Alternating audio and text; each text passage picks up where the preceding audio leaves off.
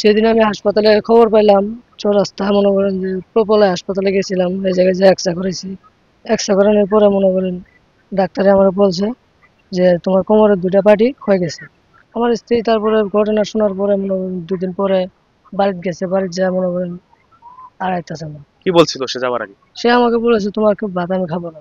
আপনার পুত্রবধূ কেন চলে গিয়েছে একটু? এই যে ইভোট পেয়ে চলে গেছে গা, অসুস্থ হয়ে গেছে গা, কই যে আসমু আবার এই কথা কয়ে যাবে যে ডিভোর্সের কাগজ দিছে। তারপরে আর তার সাথে যোগাযোগ হয়নি? না, যে মানুষটি সারা জীবন স্বামীর পাশে থাকার কথা বলেছিলেন, সেই মানুষটি স্বামীর অসুস্থতার খবর শুনে চলে গিয়েছেন বাবার বাড়িতে।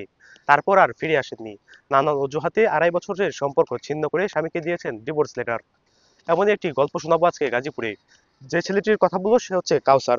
তিনি গাজীপুরের কড্ডা এলাকাতে সড়ক দুর্ঘটনার শিকার হয়েছিলেন। তারপর ধীরে ধীরে তার পায়ের 2টি হাড়ি ভেঙে গিয়েছে। অ্যাক্সিডেন্ট হলো ওই যে অটো রিক্সায়। অ্যাক্সিডেন্ট হওয়ার পরে আমি মনে করেন চিকিৎসা করছি, করার পরে মনে করেন যে ওষুধপাতি খাইতেছি, খাইতে খাইতে তারপরে মনে করেন যে আস্তে আস্তে এরকম হইতাছে। কি সমস্যা হয়েছিল পায়ে একটু? আমার পায়ের এই যে বাটি ক্ষয়ে গেছে 2টা। কোমরের 2টা হাড় হয়ে গেছে। জি, কোমরের 2টা হাড় ক্ষয়ে গেছে। আমার পুত্রবধূ চলে গেল এনকা অসুস্থ কারণে ইভুট আইছে, ইভুটে এনকা অপারেশন করার লাগবে তো টিয়া দি এত পঙ্গু হয়ে গেছে গা। এর লিগে পুত্রবধূ মনে করেন 2 দিন পরে চলে গেছে গা, আর বাপের বাড়িতে না আর আসেনি গে।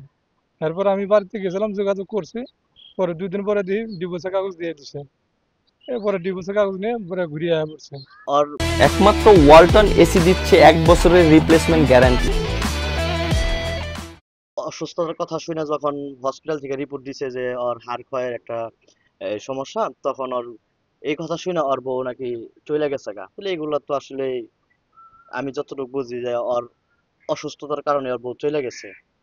এখন ওর ফ্যামিলির সাথে কথা বলা হয়েছে, মেয়ের ফ্যামিলি নাকি ওর আর দিব না, তাৎক্ষণিক ডিভোর্স দিয়ে দিছে। প্রেমের সম্পর্ক নাকি পারিবারিক ভাবে বিয়ে হয়? পারিবারিক ভাবে। তারপর সে কেন চলে গেল? আপনি খোঁজ খবর নেন না তার? আমি এখন খোঁজ খবর আর নেওয়ার চেষ্টা করিনি। তার সঙ্গে আর কোনো যোগাযোগ নাই? জি না। অর্থাৎ আপনার শারীরিক যে অবস্থা, আপনি অসুস্থ এবং আপনার চিকিৎসার ব্যয়টা কিন্তু আপনার একমাত্র পিতাকে বহন করতে হচ্ছে। এখন আপনিও তো নিজেও কর্মক্ষম না, তাহলে আপনার অসুস্থর চিকিৎসাটা সেটা কিভাবে চলছে?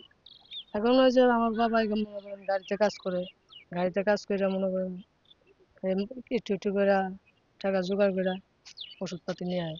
দয়া ধর্ম করি মানুষের জন্য একটু হাত বাড়ায় যদি না একটু দেয়, হেল্প করে, তাহলে আমি পোলার চিকিৎসাটা করতে পারবো। আমি গাড়িতে কাজ করি, দৈনিক ইনকাম কত? দৈনিক মনে করেন 400-500 টাকা ইনকাম করি, সংসার চালাই। পোলারের চিকিৎসা কি করবো, এই দিকে লাগে মানুষের কাছে আমি হাত বাড়াচ্ছি, আপনাদের কাছে হাত বাড়াচ্ছি, দয়া ধর্ম করে যদি একটু হাত বাড়ায় দেন, আমার পোলার চিকিৎসাটা হয়ে যাবো। না হলে আমার পোলা পঙ্গু হয়ে বসে থাকে না বাপ মায়ের তার সামনে। বর্তমান শারীরিক পরিস্থিতি এবং পরবর্তীতে তার যদি চিকিৎসা না হয় তাহলে তার কি পরিস্থিতি হতে পারে? তার পরিস্থিতি আনকা পঙ্গু হয়ে যাবো, চিকিৎসা যদি না করতে পারি তারপর মনে করেন বিছানার মধ্যে পড়ে থাকবো। আমার মারা গেলে হ্যান্ডকা কেরা দেখবো, হ্যান্ড একটু চলাফেরা করতে পারে, 2 দিন পরে আরো চলাফেরা বন্ধ করতে পারবো না।